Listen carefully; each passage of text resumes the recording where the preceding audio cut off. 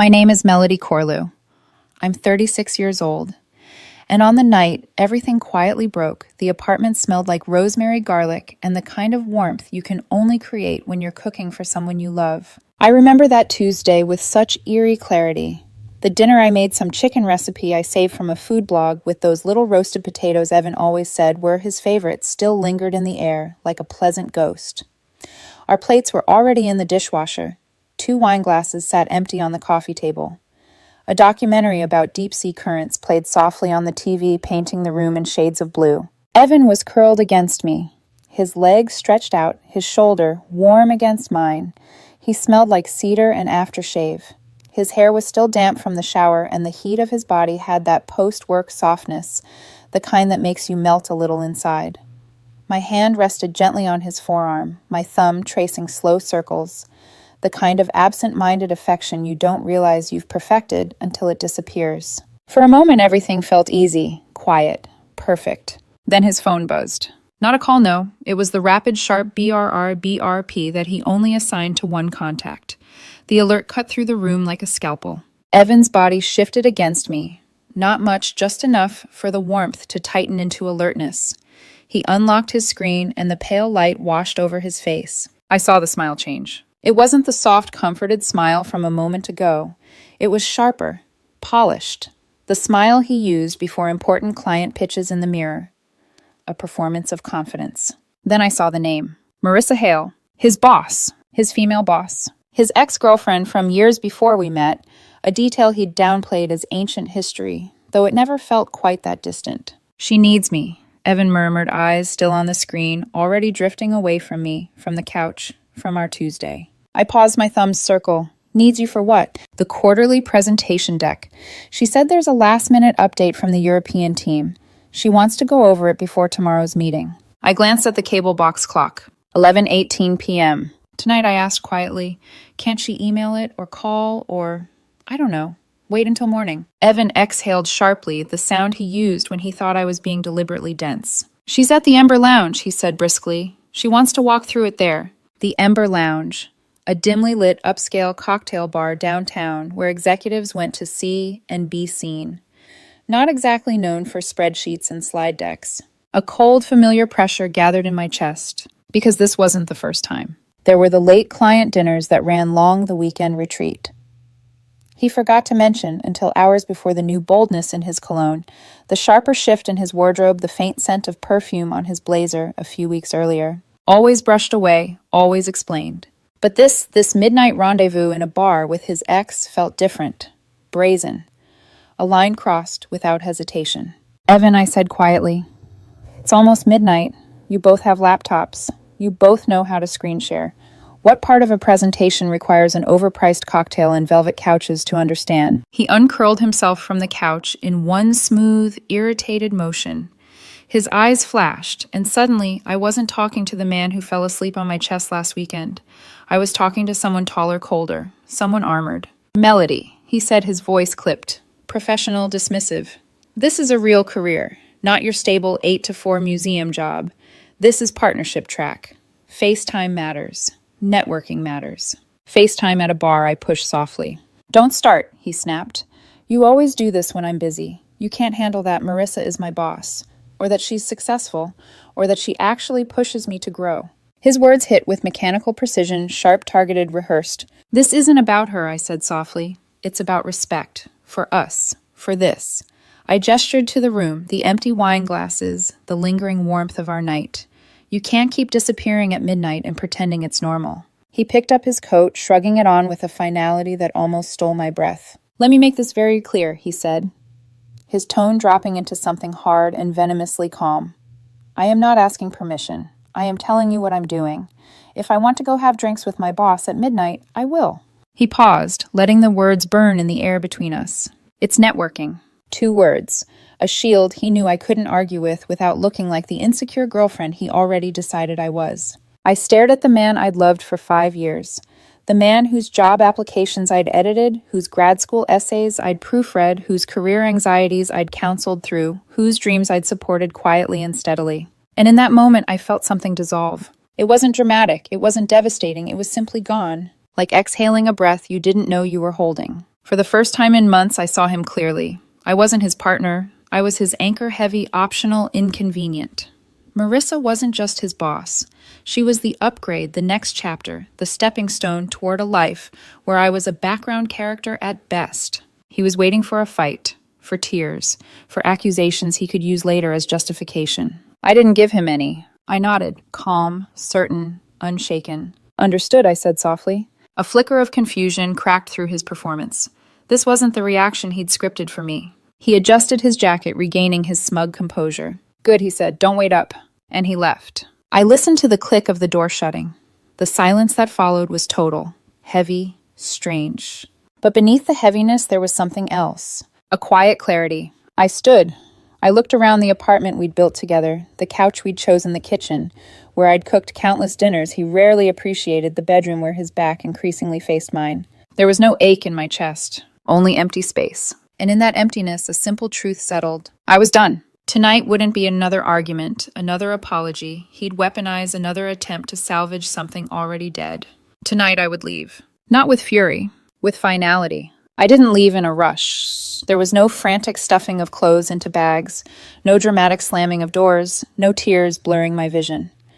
If anything, the air felt eerily still, like the pause after a storm when everything holds its breath. I moved through the apartment with deliberate calm, the same methodical steadiness I used when cataloging delicate artifacts at the museum.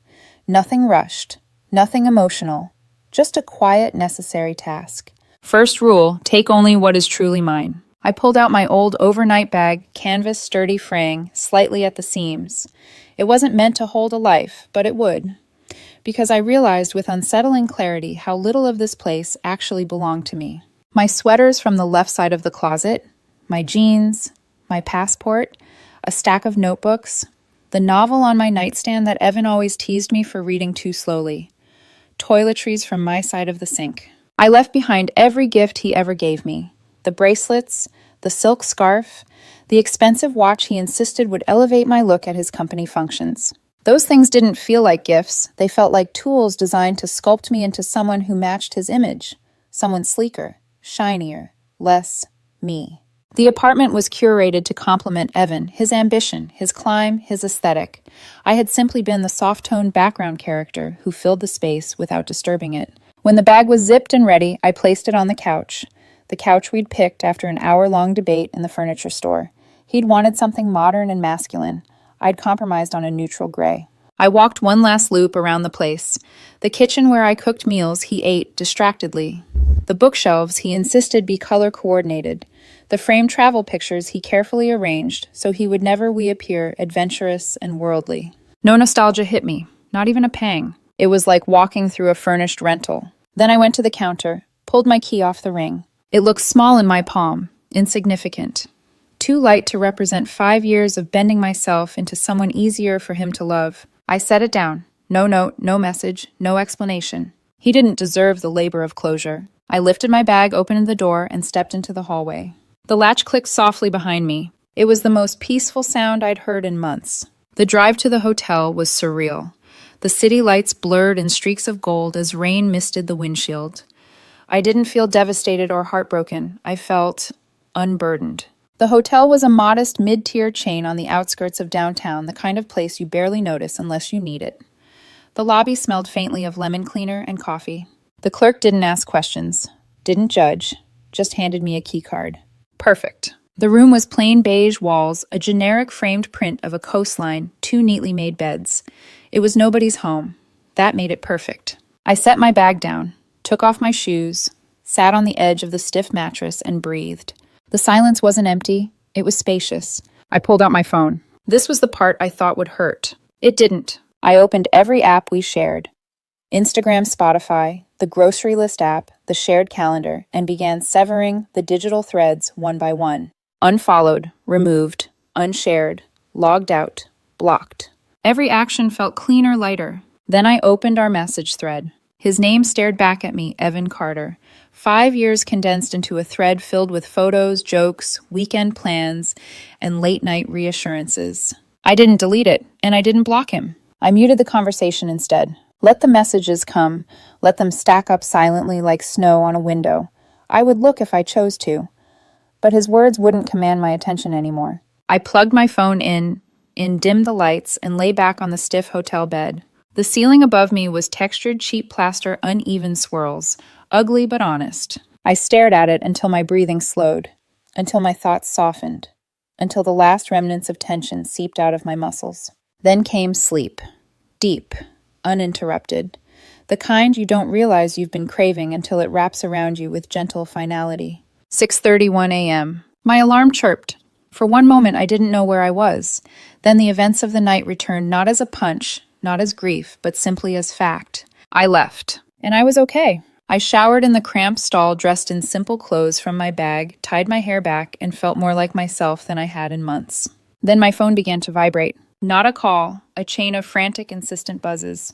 I wasn't surprised. I didn't grab it immediately. I took my time lacing my shoes, packing my toiletries, smoothing the hotel bedspread, as if closing a chapter with clean lines. Only then did I lift the phone. I didn't open the messages. The previews told me enough. Evan, 6:42 a.m. Mel, where are you? My key isn't working. Call me. Evan, 6:45 a.m. Why is your key here? What is this? Evan, 6:50 a.m. We're not doing this over one fight. Answer your phone. Evan, 6:58 a.m. Melody, I swear, stop being dramatic. Come home. Evan, 7:04 a.m. Mel, baby, please, let's talk. I was stressed. It was just work. Evan, 7:12 a.m. Don't throw us away over nothing. I stared at the last preview. Nothing. He was right. What we had left was nothing, because he had made it that way. A small quiet smile tugged at my lips. I swiped all the notifications away. Then I picked up my bag, walked out of the beige hotel room, and stepped into a new life. A life without dragging my self-worth behind someone who never bothered to carry any of it with me. The days that followed felt strangely weightless, as if I were moving through a world whose gravity had quietly loosened its grip on me.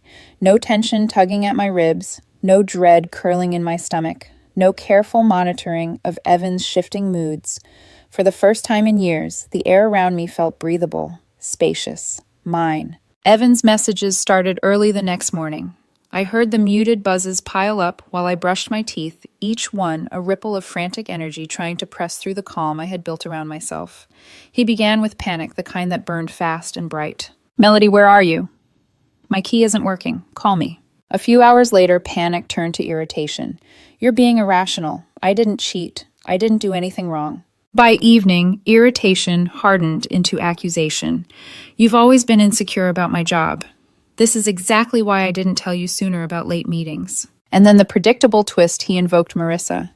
She said you'd overreact. Don't prove her right. Ah yes, the prophecy of the X. How convenient. I didn't open the messages. I simply let them accumulate like dust on an unused shelf, checked only through the small preview bubbles on my lock screen. I lay on the hotel bed with the TV off, letting his frantic words pass over me like wind against windows. He hadn't realized yet that the house was empty. The second day softened his tone. Confusion crept in. I don't get it. Was it really just the drinks? Are you seriously this upset about one night? We can do counseling. I'll go. Just tell me where you are. The shift was so predictable, it almost felt scripted. His messages grew longer, more emotionally cluttered, grasping for any foothold. That evening came the inevitable plea, I'm alone in the apartment. It feels awful here without you. But it wasn't me he missed. It was the stability, the emotional scaffold he'd always leaned on. He missed the version of me who buffered his consequences. On the third day, bargaining began. What if I promised no more late meetings without you? No more last-minute things with Marissa. Please just talk to me. Then another message a few hours later, sharp and disquieting. I went by your office. They said you were working from home. Where are you staying? Melody, answer me. That one sent a cold thread of instinct down my spine. Not fear awareness. Evan's desperation was turning into a search. He was trying to reestablish proximity to undo my choice by pressuring me back into a familiar orbit. By the fourth day, he left a voicemail. I didn't intend to listen to it. My thumb slipped.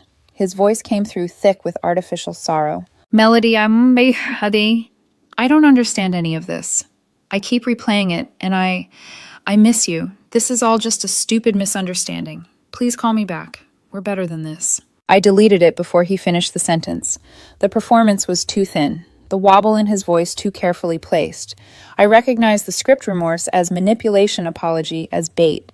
He wasn't grieving me. He was grieving the loss of the emotional ecosystem that catered to him. By the end of the week, I had left the hotel and moved into a small furnished studio downtown.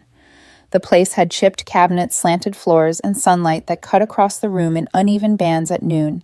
It was imperfect, and it was mine. I unpacked slowly over 2 days, letting silence settle into the corners like a gentle houseguest. I made coffee without rushing. I read on the floor with my back against the wall. I breathed. Each day, I checked Evan's muted message thread exactly once. Not for comfort, not for nostalgia out of observation, like studying the behavior of a fading storm. His texts became scattered, frantic. "You're not thinking clearly. We need to talk. My mom says you always get like this. She says I should give you space. I think she's right. Marissa says you're being controlling. She thinks you're sabotaging my career." That one almost made me laugh. I had finally removed myself from his world, and somehow I was still the puppet master in everyone's version of events.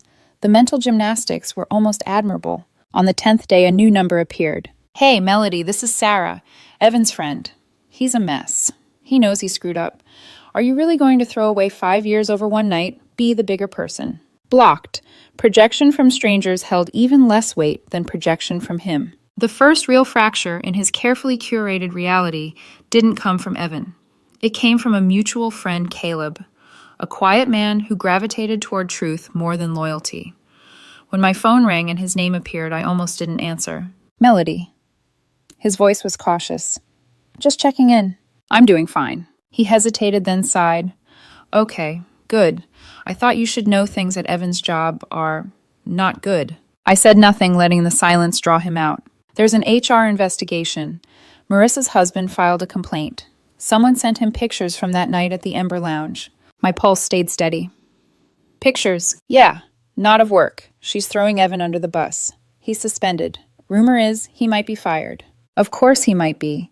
Evan had confused access for advantage. He forgot that people at the top treat relationships like currency to be exchanged or discarded without sentiment. He'd bet his professional future on a woman who had once chosen him before and thought she might again. She didn't. She turned him into collateral damage. "I thought you should know," Caleb added quietly. "I appreciate the call."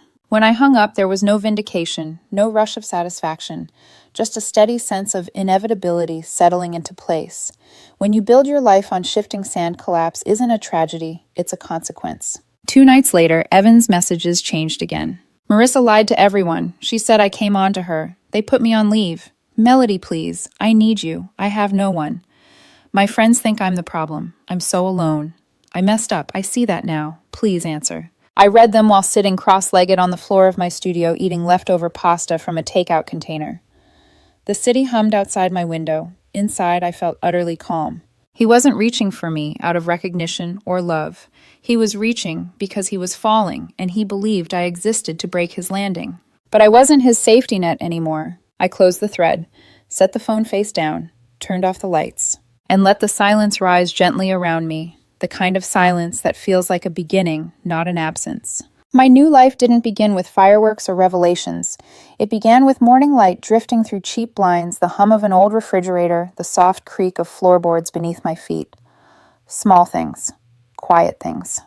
Things that were mine. The studio apartment was barely 450 square feet and slanted slightly to the right as if the building had grown tired of holding itself upright. The windows rattled when buses passed by. The oven heated unevenly. The bathroom sink groaned whenever I turned the faucet. And yet, every imperfection felt like an affirmation. This space wasn't curated to impress anyone. It wasn't decorated to match someone else's ambition. It wasn't optimized for a future Evan had envisioned without me. It was simply a place I had chosen. I learned quickly that silence can be nourishing. It can fill the empty spaces left behind by chaos until peace becomes a habit, not a luxury.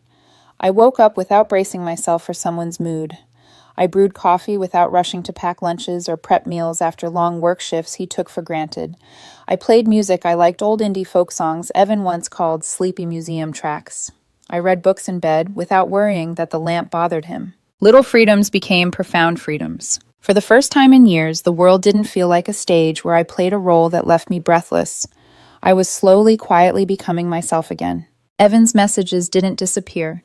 They simply became part of the background noise notifications that never surfaced a muted thread I glanced at only out of intellectual curiosity, the way you occasionally check the weather in a city you no longer live in. On day 14, he wrote, "You win. I'm miserable. Are you happy now?" As if my happiness had ever been his concern. I didn't respond. Meanwhile, my own life began to shift. At the museum's restoration lab, my steady 8 to 4 comfortable little job, as Evan used to call it, I was offered a chance to lead a new exhibit revamp. A major project, something I had quietly hoped for but never imagined I'd be trusted with. I said yes, not to prove anything, simply because I wanted to. I poured myself into the work. Color palettes, artifact placements, glass case arrangements, lighting angles, details. Evan never cared to hear about, suddenly felt important again. The museum became not just my workplace, but my creative sanctuary. In the evenings, I walked the neighborhood, discovering small cafes, quiet bookstores, and a battered food truck run by a retired chef who made the best grilled shrimp skewers I'd ever tasted. Life felt like water finding its level. 3 weeks into this new routine, I met someone, though. Met is too strong a word for what it was.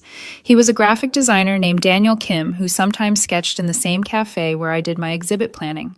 We exchanged polite nods for days before he finally introduced himself. He was soft-spoken, observant, and warm. Not warm in the performative way Evan had been when he wanted something, but in a way that asked nothing in return. He never flirted, never pushed, never pried. We talked about books, interesting design failures in the city, and favorite takeout places. It was light, easy, human. We didn't date, not then, not really. We were two people orbiting the possibility of connection, and for the first time in a long time, that possibility didn't frighten me. While my life expanded, Evan's contracted. I could tell by the tone of his occasional messages, which now came days apart. The once arrogant certainty in his words had been replaced by a looping rhythm of self-pity, anger, and pleading, as if he were cycling through every emotional lever he'd ever used on me, only to find none of them worked anymore. Then came the message from his mother. I saw her name flash across my voicemail screen as I walked home with a paper bag of Thai food. The aroma of ginger and basil warming the air around me. I didn't answer, but I listened later, sitting at my tiny kitchen island chopsticks paused midway. Melody, dear, this is Linda. I don't know what's happened between you and Evan, but he's not doing well. I know he may have made mistakes, but we all do. Punishing him like this silence, it's cruel. He needs you. Please be compassionate. I deleted the voicemail. It wasn't anger that made me do it. It wasn't bitterness. It was simply the realization that compassion had been extracted from me like taxes for years. I had nothing left to give to anyone who believed my worth existed only when it served their convenience. Their family's entitlement wasn't surprising. Evan didn't create that worldview. He inherited it. But I didn't have to live inside it anymore. The next few months moved gently. My promotion solidified. My exhibit team grew. I adopted a plant from the clearance table outside a hardware store and somehow kept it alive. Daniel and I had coffee every Thursday. We laughed easily, something I realized I hadn't done often with Evan, not without bracing for the moment the laughter would turn into critique. I could feel myself expanding, stretching into spaces I didn't know I'd shrunk to fit. And then nearly a year after the night, I left my key on the counter. The muted buzzes returned, not rapid and frantic this time, but a slow, steady stream that felt different. I didn't look immediately. Instead, I finished brushing my hair, tied it back, and stepped into the kitchen to pour water into the kettle. Only after the kettle clicked on did I unlock my phone. The messages were short, spaced out, heavy. Mel, I lost my job. Everything's ruined. Please, I don't know who else to talk to. I miss you. I'm sorry. I would give anything to start over. I know you won't answer, but I'm still trying. I stared at the screen, not with pain, not with temptation, just with a quiet awareness of how far I'd traveled from the person who once waited for his validation like sunlight. That woman was gone. I set the phone down on the counter and turned off notifications again entirely. My tea kettle began to whistle softly. I poured the water, inhaled the steam, and let the warmth fill my hands. A year ago, those messages would have broken me open. Now they barely brushed the surface. Peace isn't loud. Peace doesn't announce itself. It simply sits beside you one day while you drink your tea and realize you don't hurt anymore. And that realization is its own kind of rebirth. It happened on a Tuesday evening, almost exactly 1 year after the night I slipped out of the life Evan and I had built. a symmetry so sharp it almost felt scripted, like the universe had a sense of poetic timing. I had just come back from a jog, my cheeks flushed from the cool air, my breath steadying as I climbed the steps toward my building. My key was already between my fingers when I saw him. Evan. He was sitting on the low stone wall bordering the courtyard, his shoulders hunched, his hands clasped tightly as if he were trying to hold the pieces of himself together. He looked smaller somehow. The confident posture he used to wear like armor had crumbled into something weary, deflated, unguarded. He hadn't seen me yet. For a moment I stood still watching him, the way you might watch an animal that used to terrify you, but now only looks lost. Then he lifted his head. His body jerked as if someone had pulled a string inside him. He stood too quickly, almost stumbling, and said my name in a voice that scraped raw against the evening air. Melody. I stopped a few feet from the gate, not close enough to blur boundaries, not far enough to pretend I didn't see him. Evan. I said his name like an acknowledgement, not an invitation. The way you might say rain if someone pointed at the sky. He swallowed hard, his gaze skimming over me, with a kind of stunned reverence, as if he hadn't expected me to look, well, alive, healthy, at peace. God, he breathed, you look really good. The compliment hung between us like a mismatched puzzle piece, useless, unnecessary, out of place. I didn't respond. Silence stretched until it became something he could no longer endure. I don't know where to start, he stammered, running a trembling hand through his hair. Everything fell apart. Everything. And I kept thinking, if I could just talk to you just once, maybe I could understand how I lost all of it. He paused, searching my face for softness, but finding only stillness. He took a shaky step closer. I made the biggest mistake of my life, he said, voice cracking. I was chasing something that wasn't real. Marissa, she manipulated me, used me. When her husband got those photos, she threw me under the bus so fast, I didn't even see the wheels. I didn't flinch. I didn't blink. I simply listened because that was all he was entitled to. He rushed on, desperate to fill the silence. I lost my job. People at work, they believed her story. My reputation it's gone. My friends, they disappeared. My mom thinks I'm depressed. I've been in therapy for months trying to figure out how I became this person who ruined everything. He inhaled sharply as if preparing to dive underwater. But the biggest loss wasn't any of that, he said, voice trembling. It was you. There it was, the pivot, the emotional centerpiece he'd rehearsed. You were my anchor, Mel, my stability, my comfort. I didn't see it until I suddenly didn't have it anymore. And I'm not here asking to get back together. I'm not stupid. I know I burned that bridge down to ash. I need closure. I need to explain. I need to hear something from you so I can finally breathe again. There it was again, that quiet entitlement packaged carefully inside humility. I need. He didn't ask what I needed. He never had. He took another step toward the gate. Please, he whispered, just talk to me. Just for a moment. You owe yourself that much, don't you? To not just run away. That stopped me, not because the words hurt, but because of how completely he misunderstood who I had become. For a long moment, I said nothing. I let the wind fill the space between us, carrying the faint scent of someone's dinner from a nearby balcony. Then I exhaled. Evan, I said quietly, I appreciate you coming here to say all of that. Truly. But you're not here for closure. You're here for a resource you think I still have. His forehead creased. What does that mean? It means I continued my tone, gentle but immovable. You're asking for something that doesn't exist anymore. My emotional labor, my understanding, my willingness to absorb your pain. You're asking because you assume I still feel responsible for you. I'm not, he began. But I raised a hand just enough to stop him. You are, and it's okay. It makes sense.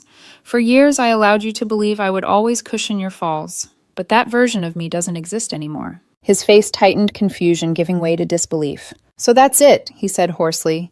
You're just done, after everything. After 5 years, you can just walk away like none of it mattered. I held his gaze. Calm, clear. No, I said. I walked away because everything mattered. He looked as if I'd struck him. I continued. You told me that night when you left to get drinks with your boss at midnight that it was nothing. Just networking. Nothing worth getting upset over. Nothing I should question. Nothing that meant anything. He blinked rapidly, the realization dawning slowly, painfully. I let the silence deepen before delivering the final truth. So I took you at your word. His breath caught. If your actions were nothing, then leaving was also nothing. I simply responded to the definition you gave our relationship in that moment. You minimized your disrespect into a pebble, so I treated it like one. His jaw tensed, his eyes glistened, his voice broke. Mel, please. But there was nothing left for me to give. Not anger, not comfort, not closure. You're searching for a doorway back into a life I no longer live, I said softly, and I'm not stepping through that doorway with you. His shoulders sagged, his hands trembled. His expression collapsed into something wounded and bewildered. Then what am I supposed to do? He whispered. I shook my head gently. That's for you to figure out, without me. I stepped past him, opened the gate, and walked toward the inner door of my building. My key slid into the lock with a soft, familiar click. Behind me, Evan didn't move, didn't call after me, didn't argue. He simply stood there, a silhouette in the fading light, realizing in real time that the chapter he'd assumed he could reopen had already been closed, bound shelved, and moved into a different library entirely. I stepped inside the lobby, let the glass door swing shut behind me, and heard the final gentle thunk of it locking. The same sound I had heard a year ago when I walked out of our apartment. The sound of peace settling into place. I didn't look back. Peace doesn't enter your life with fanfare. It doesn't burst in with trumpets or dramatic revelations. It arrives quietly, so quietly, in fact, that you almost don't notice the moment it becomes part of you. For me, that moment came later that same night. I was standing in my kitchen, barefoot, the soft hum of the refrigerator filling the quiet. A pan of rosemary potatoes baked in the oven, my own simple comfort meal made for no one but myself. Steam curled from the kettle, rising like a gentle ribbon toward the ceiling. The apartment, my one bedroom with creaky floors and mismatched furniture, felt warm, lived in, safe. Everything here bore the imprint of my choices. The paint color, the secondhand bookshelf, the tiny desk tucked by the window, the plant that somehow hadn't died. All of it reflected a life that was wholly, unapologetically mine. I set the table, placing a single plate and a single glass of water at the tiny wooden surface by the window. The night outside was soft and blue, the city lights flickering like distant fireflies. I breathed it in, the quiet, the solitude, the absence of tension, and felt something settle in my chest. Not relief, not triumph. Just peace. After dinner, I showered, letting the warm water wash the last traces of the evening away. I changed into soft cotton pajamas and curled onto my couch with a blanket and a documentary about ancient forests, something Evan would have mocked for being slow or pointless. I found it mesmerizing. The narrator spoke about resilience growth and how ecosystems rebuild themselves after devastation. I smiled at the parallel, unforced and perfect. My phone buzzed once from the counter. I didn't have to look to know it wasn't Evan. I had turned his notifications off again permanently this time. I ignored the buzz entirely and let it fade into the background. Daniel texted a picture of a badly drawn cartoon he made, something about a dinosaur wearing sunglasses. Silly, charming, effortless. I chuckled and sent back a single laughing emoji. Nothing flirtatious, nothing heavy, just a small connection, light and warm. I liked that. I liked him. I liked that liking him didn't require losing myself first. Later, as the documentary ended and the credits rolled, I lay on the couch, staring at the ceiling. The textured plaster danced with shadows from the streetlights. I felt whole, a feeling I hadn't felt in years, maybe ever. I thought about the woman I'd been with Evan, the shrinking, the second-guessing, the endless emotional labor disguised as love, the way I folded myself into shapes that made me easier to keep but harder to recognize. And then I thought about the woman I was now, stable, self-assured, rooted, untethered from someone else's chaos. I didn't feel anger toward Evan. I didn't feel sorrow or nostalgia or regret. Those emotions had dissolved long before he'd stood in front of my building begging for closure. What I felt was simple. Distance. Not the kind created by space or silence, but the kind created by growth. I had expanded into a version of myself that no longer needed him, not as a partner, not as a memory, not even as a ghost. I reached over and turned off the lamp. Darkness settled softly over the room. The city murmured in the distance. My heartbeat was slow and steady. Before drifting to sleep, one final thought passed through my mind. Not bitter, not triumphant, but honest. He had become exactly what he insisted his betrayal was. Nothing. And not the cruel kind of nothing, but the gentle kind, like a chapter read long ago, understood fully, and then closed with a calm hand. I pulled the blanket up to my chin, exhaled, and let the quiet cradle me. My life wasn't missing anything. It wasn't waiting for anything. It wasn't defined by